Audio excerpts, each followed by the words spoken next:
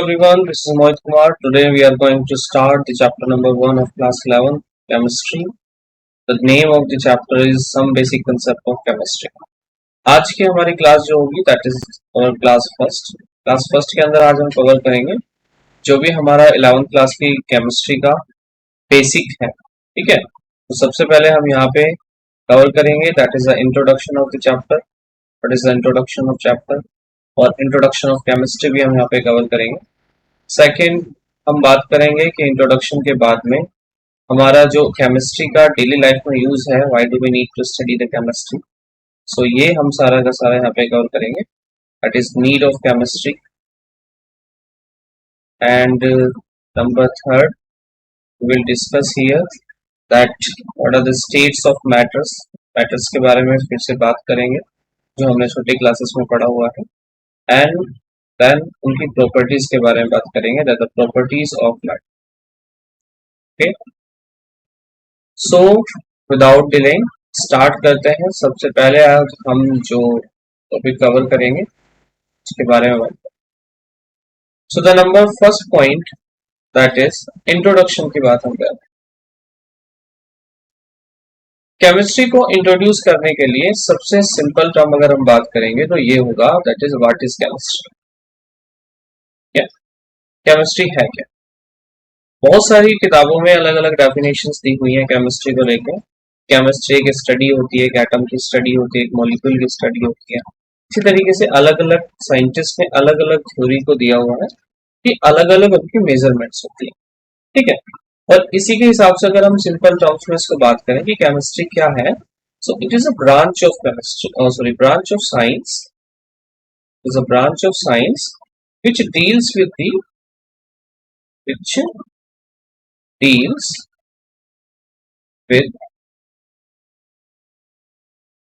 following things, okay, with the following things। followings में क्या क्या हो जाएगा, लाइक फर्स्ट ऑफ ऑल हम बात करें सो एटम्स और मॉलिक्यूल्स की बात कर सकते हैं, ओके। इनका जो एक तरीके से स्ट्रक्चर है उनकी बात कर सकते हैं, स्ट्रक्चर ऑफ एटम्स और मॉलिक्यूल्स,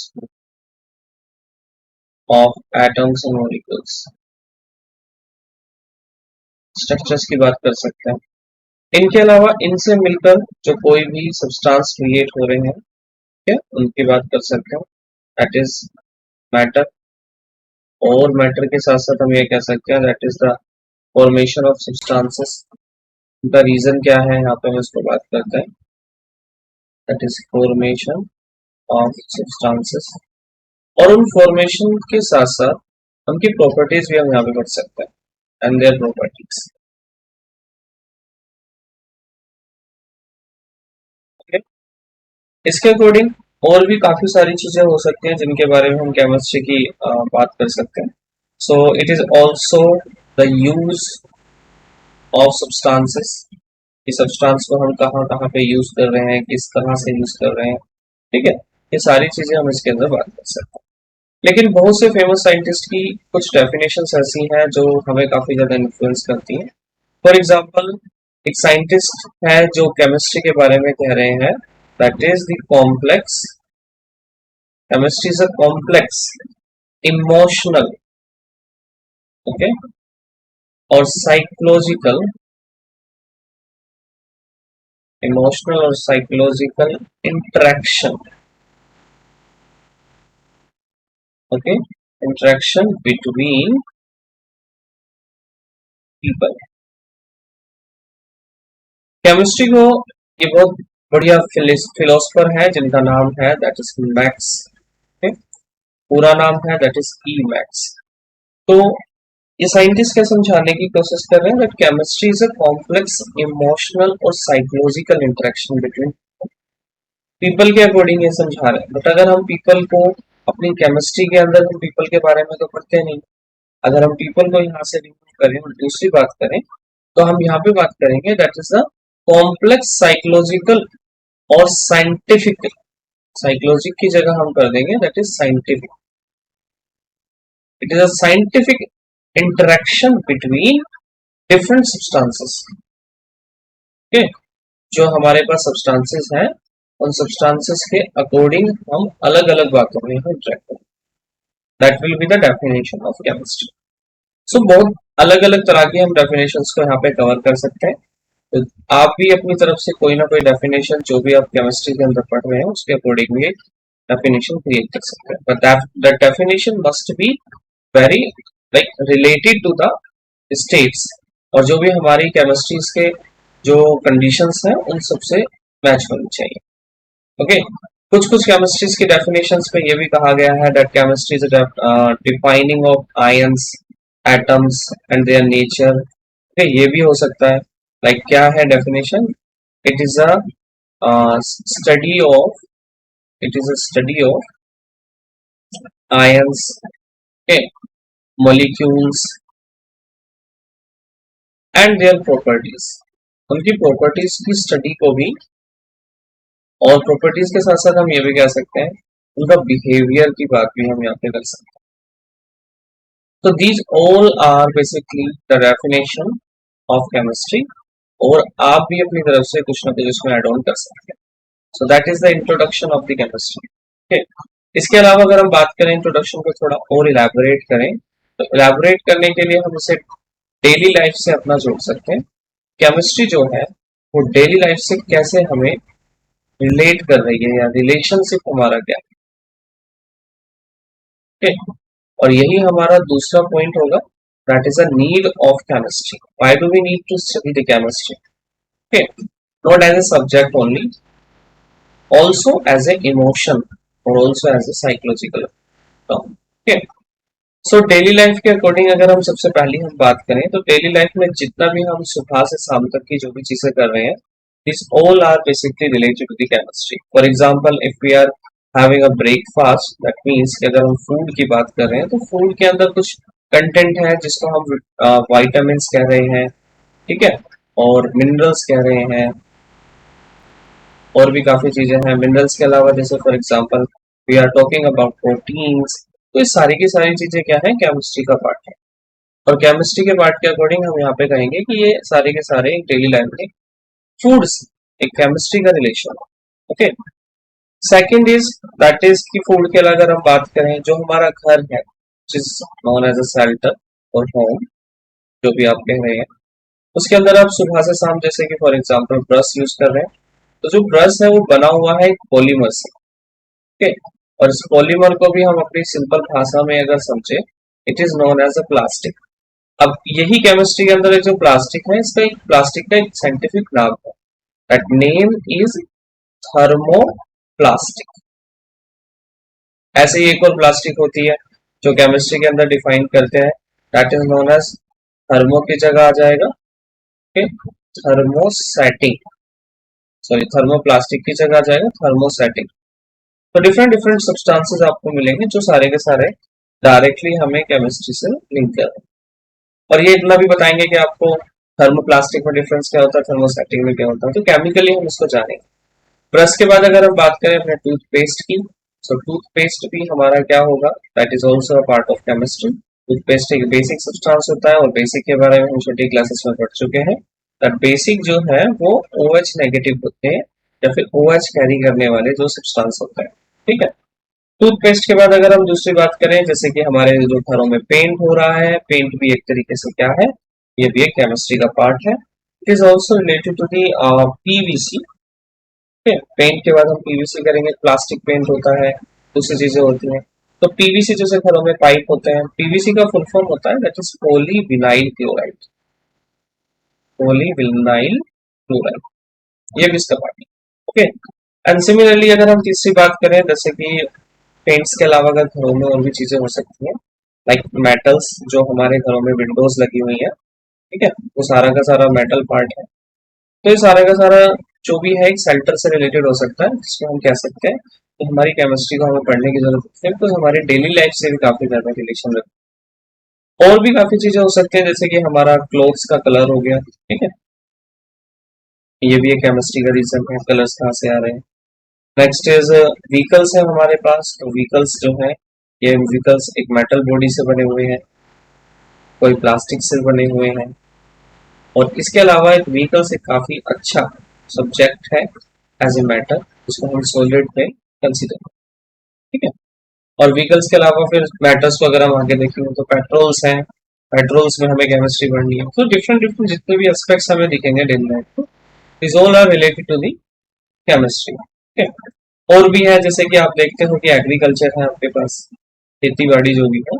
एग्रीकल्चर के अंदर क्या होता है, जैसे कि कोई प्लांट है, तो प्लांट एक बायोलॉजिकल टर्म है, बट प्लांट के अंदर जो भी केमिकल्स रिएक्शंस हो रही है, जो केमिकल रिएक्शंस हो रही है, जैसे कि फॉर एग्जांपल आपने सुना होगा प्लांट जो है ऑटोट्रोपिक न्यूट्रिशन करते हैं, ठीक है। ऑटोट्रोपिक का मतलब क्या है, जैसे कि फोटोसिंथेसिस कर रहे हैं।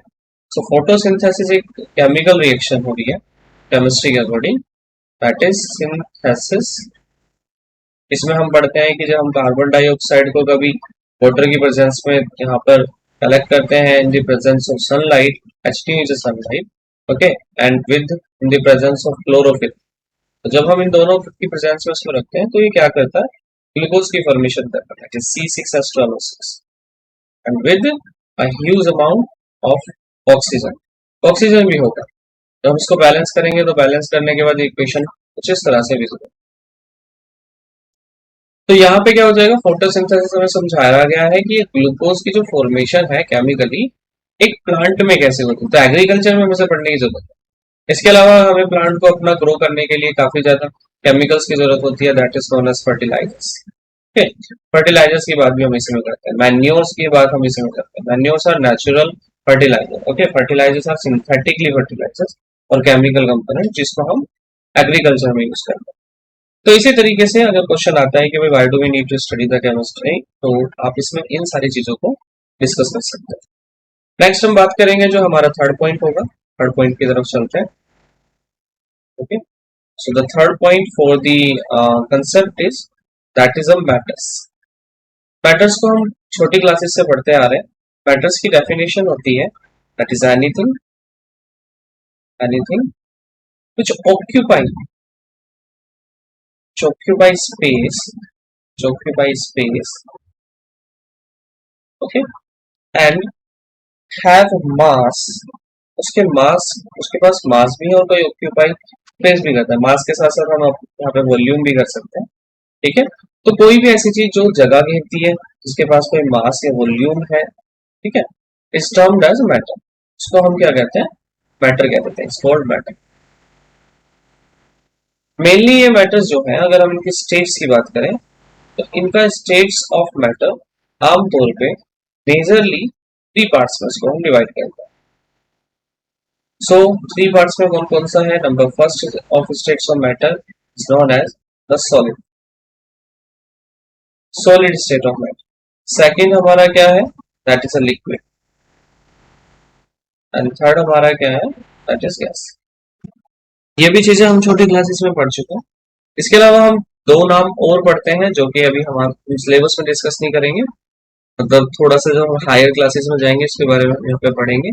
Fourth state of matter is also known as the plasma, okay, and the fifth one is known as BEC. We will not be discussing about plasma and BEC here.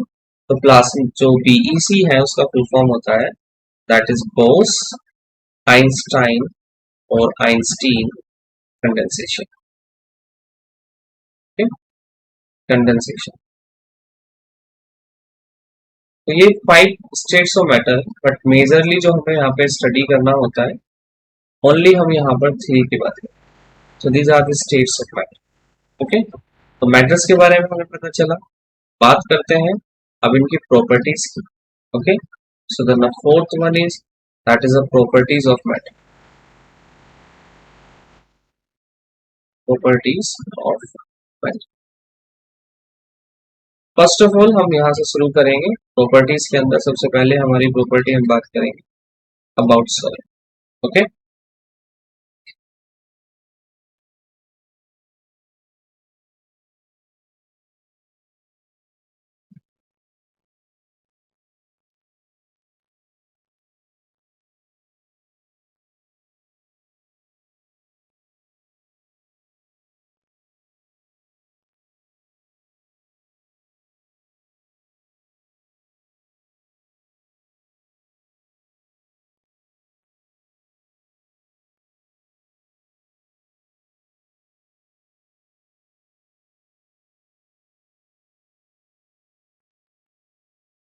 तो सॉलिड्स की बात करते हैं। Solids में सबसे पहले हम बात करेंगे कि जो सॉलिड सब्सटेंस है, ठीक है, वो आपको विजिबल कैसे होता है, या फिर आप जब उसको देखते हैं तो किस तरह से उसकी कॉन्फ़िगरेशन है, उसके बारे में बात। सॉलिड एक वो सब्सटेंस होता है कि जो एक ठोस है, ऐसे समझिए, ठीक है। इनके अगर हम एटम्स की स्टडी करें तो इनके अंदर जो एटम्स का अरेंजमेंट है वो काफी पैक्ड होता है, लाइक दिस। अगर ये एटम्स हैं सॉलिड एटम के, सॉरी सॉलिड मैटर के, तो ये सारे के सारे एटम्स काफी ज्यादा टाइटली पैक होते हैं। तो सॉलिड्स की अगर हम कैरेक्टरिस्टिक्स को लिखेंगे तो सॉलिड्स की फर्स्ट कैरेक्टरिस्टिक्स होगी that is all atoms are tightly packed, are tightly packed, okay.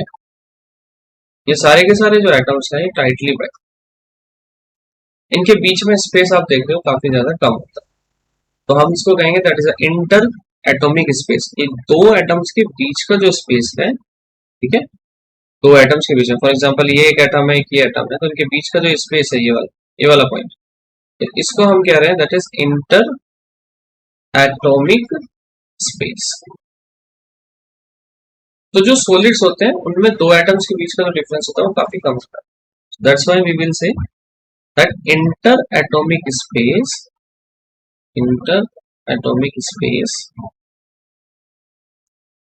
Is very low, मतलब स्पेस कम होता है। इसके अलावा तीसरी बात करें तो सॉलिड जो होता है ठोस होते हैं, टाइटली पैक्ड होते हैं, तो दे आर रिजिड, ठीक है। Rigid means they are tough, they are tough, ये थोड़ा टफ होते हैं, इनकी स्ट्रेंथ अच्छी होती है, इसको हम रिजिड, ओके। इनकी अगर हम बात करें और भी चीजों की, जैसे वॉल्यूम की बात करें सॉलिड की, तो सॉलिड के पास एक फिक्स वॉल्यूम होता है। वॉल्यूम इन द सेंस की जो उसकी सेप है, इसलिए हम वॉल्यूम को ऐसे नहीं कह रहे हैं कि किसी लिक्विड फॉर्म में कन्वर्ट करें। चलो वॉल्यूम की बात खत्म करते हैं, वॉल्यूम को छोड़ दीजिए, हम यहाँ पे मास की बात करते हैं। तो दे हैव मास और वॉल्यूम।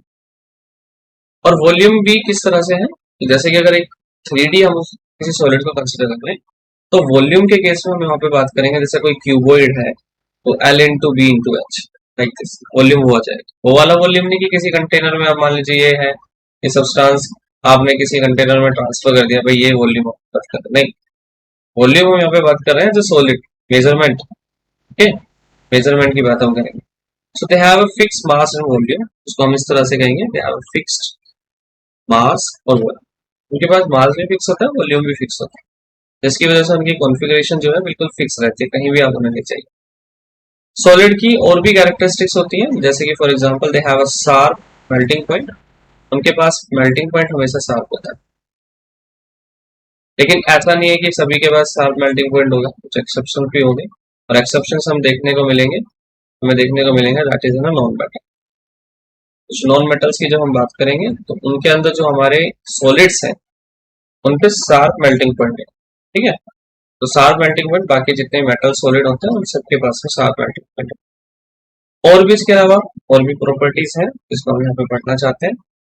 तो और प्रॉपर्टी हो जाएगी दे हैव अ फिक्स्ड डेंसिटी, इनके पास डेंसिटी होती है। एंड डेंसिटी को आप कैसे डिफाइन करते हैं, density is define as the mass of the substance to the volume of the substance. अगर हम उनके पास डेंसिटी की बात करें तो they have a high density, ये याद रखिएगा हमेशा कि जितने भी सॉलिड्स होते हैं उनके पास में हाई डेंसिटी पाई जाती है। और हाई डेंसिटी होगी तो उनका जो एक तरीके से क्लासिफिकेशन होगा वो आप हाई डेंसिटी के अकॉर्डिंग पढ़ेंगे, मतलब उनका वेट ज्यादा होता है, मास ज्यादा होता है, तो जिसकी वजह से डेंसिटी ज्यादा आ जाती है। और भी डेंसिटी के बारे में आपको एक बात और बताता हूँ, which is a note for the density. तो नोट के केस में हम क्या कहेंगे कि डेंसिटी को हम डिफाइन कर रहे हैं, density is equal to mass divided by volume, okay. तो अगर किसी का मास बढ़ेगा तो जायज है कि उसकी डेंसिटी बढ़ेगी, ये याद रखना। अगर किसी का वॉल्यूम बढ़ रहा है तो दैट मीन्स डेंसिटी घट रही है, ठीक है। लेकिन यहाँ पे वॉल्यूम तो फिक्स है, और अगर हम उसका मास बढ़ाते रहेंगे तो डेंसिटी क्या हो जाएगी, बढ़ती रहेगी। इसके ऐसा यूनिट की अगर हम बात करें तो डेंसिटी की ऐसा यूनिट हो जाती है दैट इज मास को मेजर करते हैं आप ग्राम या किलोग्राम में, ठीक है। और वॉल्यूम को अगर वो लिक्विड है तो आप उसको किस में यूज करोगे, एमएल में या फिर लीटर में। और अगर वो सॉलिड है तो सॉलिड के केस में आप उसको किस में करोगे, दैट इज या तो सेंटीमीटर क्यूब में या मीटर क्यूब में, इस तरह से। तो इसकी ऐसा यूनिट उसी तरीके से हम अरेंज कर सकते हैं। बाकी सॉलिड में अगर मैं डायरेक्टली इसके ऐसा यूनिट की बात करूं तो सॉलिड में ऐसा यूनिट इसकी हो जाएगी दैट इज किलोग्राम पर मीटर क्यूब, और या फिर दूसरी हो सकती है ग्राम पर सेंटीमीटर। ओके, सो डेंसिटी की ऐसा यूनिट हो जाएगी, दिस इज ऐसा यूनिट। नेक्स्ट आगे बढ़ते हैं, जो सॉलिड है उनके बारे में और भी प्रॉपर्टीज के बारे में जानेंगे। सो उनके पास में क्या फिक्स शेप होती है, इसके बारे में भी याद रखना है। So they have a fix shape, वो अपनी शेप कभी भी चेंज नहीं करते, जैसी उनकी शेप है ऐसे ही वो अपनी शेप को ऐसे बनाए रखेंगे। ठीक है, सॉलिड्स के पास में इंटरमोलिकुलर स्पेस की हमने बात कर ली है, और हम थोड़ा सा इसको डिटेल में लेके आएंगे। तो डिटेल के लिए हमने यहाँ पे क्या देखना है कि जो एटम्स है उनके जो अरेंजमेंट है वो कुछ इस तरह से है, लाइक दिस। और इन एटम्स के बीच का जो एक स्पेस होता है, लाइक फॉर एग्जांपल मैंने एटम्स को कुछ इस तरह से अरेंज किया। सो जो इनके बीच का स्पेस है, ये स्पेस, ठीक है, इस स्पेस को हम एक साइंटिफिक टर्म देते हैं जिसका नाम होता है वेट। अगर हम इसको एज ए प्रॉपर्टी यूज करें तो सॉलिड के केस में हम कहेंगे that they have a very small weight in comparison to, ठीक है, जो लिक्विड और सॉलिड सॉरी लिक्विड और गैस होगा उनके अंदर वॉइड्स की तो पॉसिबिलिटी बहुत ही कम होती है, लेकिन इनके पास वॉइड तो होते हैं, बट वॉइड भी दो तरह के होते हैं, ये भी याद रखिएगा। एक तो लार्ज होते हैं और एक स्मॉल होते हैं, बट इनके पास में जो है छोटे वॉइड्स होते हैं, और स्मॉल के भी एक शेप्स होती है। इन वॉइड्स का एक अलग अलग शेप्स पाई जाएंगी, मतलब वॉइड्स की भी शेप्स होंगी, और वो वॉइड्स की शेप दो तरह की आमतौर पे देखने को मिलती है। सबसे पहली है that is a tetrahedral shape, जो आपने छोटी क्लासेस के अंदर डायमंड की शेप पढ़ी है उसे टेट्राहेड्रल कहते हैं, ठीक है। So diamond is a tetrahedral, and the second one is known as the shape of the void is octahedral. ये एक ऑक्टाहेड्रल का शेप होता है। ऑक्टाहेड्रल शेप कैसा होता है, इसको थोड़ा सा मैं बना देता हूँ।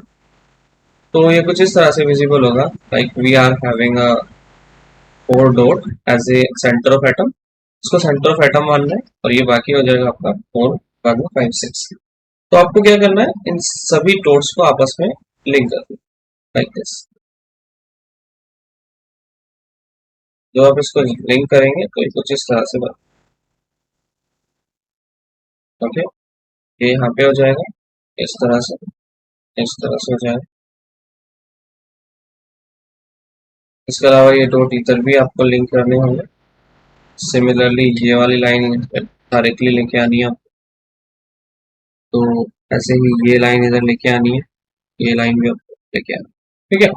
जब आप इस शेप को बनाओगे तो कुछ इस तरह से दिखेगा, लाइक स्टार्स बन रहा है ना, थोड़ा जैसे ऊपर से 3D बन रहा है, नीचे भी एक 3D बन रहा है, तो this is a octahedral shape, इसको हम ऑक्टाहेड्रल। तो यहाँ पर जो एटम्स के बीच का जो स्पेस होता है, वॉइड होता है, जिसको हम कह रहे हैं, वो एक ऑक्टाहेड्रल शेप, ठीक है। ये सॉलिड की प्रॉपर्टी अभी हमने पढ़ी। अब बात करेंगे हम लिक्विड की, तो लिक्विड के लिए करते हैं, second is the liquid. Liquid की हम बात करें, लिक्विड्स को आपको पता है कि लिक्विड्स आर वो those states of matter which have a tendency to easy to flow, वो आसानी से फ्लो कर सकते हैं, इजी टू फ्लो कर लेते हैं। सॉलिड्स की अगर हम स्ट्रक्चर्स की बात करें, मान लीजिए हमारे पास कोई कंटेनर है, इस कंटेनर के अंदर आपने बहुत सारे एटम्स को रखा हुआ है। सो अगर वो लिक्विड्स के एटम्स होंगे तो उनके बीच में स्पेस काफी ज्यादा विजिबल होगा, तो हम कहेंगे that is a inter atomic space, inter atomic space is high in comparison to solid, ठीक है। Inter atomic space comparison to solid ज्यादा होगा। और क्या क्या करोगे, जैसे सॉलिड्स के बारे में हमने सारी चीजें करी है, उसी के अकॉर्डिंग आप लिक्विड की बात करिए। तो इजी टू फ्लो के बाद में दे do not have a fix volume, ठीक है, उनके पास फिक्स वॉल्यूम नहीं है, do not have fix volume. क्यों नहीं होता, ऐसा इसलिए नहीं होता क्योंकि अगर मान लीजिए मेरे पास एक कंटेनर है, जैसे कि एक ग्लास है, और इस ग्लास में मैंने यहाँ पे कोई वाटर रखा है, लेकिन ग्लास का वाटर को मैंने किसी क्या किया, एक ऐसे ही बाउल में ट्रांसफर कर दिया, मतलब एक कटोरी में उसको ट्रांसफर कर दिया, और कटोरी में भी वो ट्रांसफर होगा तो अपनी शेप ले लेगा, और ऐसे ही अगर उसकी जगह हमें किसी प्लेट में उसको शिफ्ट कर दिया तो प्लेट में भी उसकी शेप ले लेगा। तो similarly they do not have a fix volume, उनके पास वॉल्यूम अलग अलग होंगे। मतलब यहाँ पर जो उसको वॉल्यूम निकालोगे तो रेडियस के अकॉर्डिंग अलग आएगा, यहाँ पे इसका वॉल्यूम अलग आएगा, सिमिलरली यहाँ इसका वॉल्यूम अलग आएगा। इसके अलावा उनके पास फिक्स शेप भी नहीं होती, दे do not have a fix shape. ठीक है, do not have fix shape, shape भी उनके पास फिक्स नहीं होती, do not have fix shape. Similarly number 3 पे हम बात करेंगे फिक्स शेप के अलावा और भी क्या क्या चीजें उनके पास जो सॉलिड से अलग होती है। ठीक है, उनकी बात करते हैं। जैसे सॉलिड में अगर हम एक बार देखें तो सॉलिड में हमने यहाँ पे बात की थी कि स्पेस जो है इनका काफी लो होता है और ये टफ होते हैं। तो टफ नहीं होते हैं, ये आप क्या कहोगे, they are not having a tough property, rigid नहीं होते, दे आर नॉट रिजिड, लिखते हैं इसको, they are not rigid, rigid नहीं होते। और इसके साथ साथ उनके पास में फिक्स वॉल्यूम नहीं होता, ये हमने डिस्कस कर लिया। नेक्स्ट और बात करेंगे तो डेंसिटी जो होती है इनकी सॉलिड से कम होती है, इसके बारे में ध्यान रखें। तो they have a low density, low density, low density क्यों होती है, तो इनके मास ज्यादा नहीं होता है, वॉल्यूम ज्यादा होता है। और अभी हमने बात की थी पीछे भी कि डेंसिटी जो है वो डिफाइन हो रही है as a mass divide by volume. अगर वॉल्यूम की वैल्यू आपको बढ़ानी है तो डेंसिटी ऑलरेडी अपने आप घटेगी, because they are inversely proportional. ठीक है, इस तरह से। और क्या प्रॉपर्टीज हैं, जैसे कि फिक्स शेप नहीं है, ये सारी चीजें हमने इसको कवर कर लिया। तो यहाँ से आप और भी डिफरेंस क्रिएट कर सकते हो लिक्विड के बारे में। ठीक है, नंबर 3 हम बात करते हैं, that is about gas. Gas के बारे में हम यहाँ पे बात कर रहे हैं। तो गैस जो है एक चैम्बर में, मान लीजिए कंसिडर कर रहे हैं कि एक चैम्बर में गैस के एटम्स है, तो गैस के चैम्बर्स एक दूसरे में काफी ज्यादा डिस्टेंस कैरी करते हैं, वो सॉलिड और लिक्विड के कंपैरिजन में तो बहुत ही ज्यादा है। तो इसीलिए उनके बीच में जो इंटरमोलिकुलर स्पेस है वो हाई नहीं होता, वेरी हाई होता है। तो हम इसको कहेंगे that is inter atomic space, inter atomic space is very high. ठीक है, इंटर एटॉमिक स्पेस काफी ज्यादा हाई है। फिक्स वॉल्यूम भी नहीं होता है, फिक्स शेप भी नहीं होती है, so they do not have fix volume. Okay, ना तो उनके पास फिक्स वॉल्यूम है एंड फिक्स शेप भी नहीं होता, जहां भी आप उसको डाल दोगे उसको वहां पर ही वो फैल जाना है। सो ना तो उनके पास फिक्स शेप है ना फिक्स वॉल्यूम। आगे बढ़ते हैं, हमारा जो नेक्स्ट प्रॉपर्टी के लिए पॉइंट होगा, they are not rigid. Simple, ये भी रिजिड की बात करेंगे ही नहीं क्योंकि रिजिड की प्रॉपर्टी इनके अंदर है ही। डेंसिटीज की बात करें तो वेरी लो डेंसिटी, बस काफी ज्यादा कम डेंसिटी होती है, वो भी याद रखें। गैस के अंदर एक खास प्रॉपर्टी पाई जाती है, that is a diffusion property, they diffuse easily. Diffuse easily का मतलब क्या है, इसके बारे में समझिए।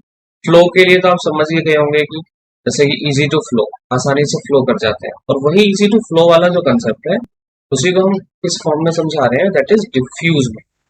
डिफ्यूजन का मतलब क्या था, for example we are having a spray.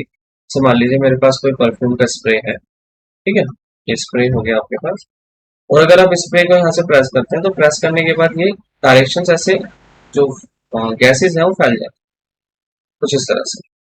तो जब आप देखते हैं कि किसी, अगर कोई बंदा यहाँ पे, कोई पर्सन यहाँ पे खड़ा हुआ है, तो जिसने परफ्यूम को लगाया है, तो यहाँ पर कोई उससे दूर कोई बंदा है, तो वो भी इजीली उसको क्या कर लेता है, मतलब उसकी स्मेल को डिटेक्ट कर लेता है, इजिली स्मेल उसको आ जाती है।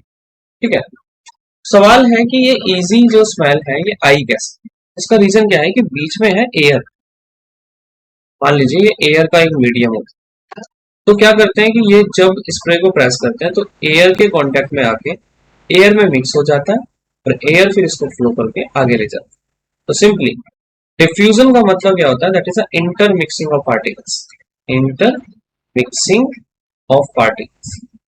पार्टिकल जो है आसानी से इंटरमिक्स हो जाता है, और इंटरमिक्स होने तो क्या हो जाएगा, इंटरमिक्स होने की वजह से फिर वो आगे जाके इजी टू फ्लो हो जाएगी, मतलब फ्लो करना शुरू हो जाएगा।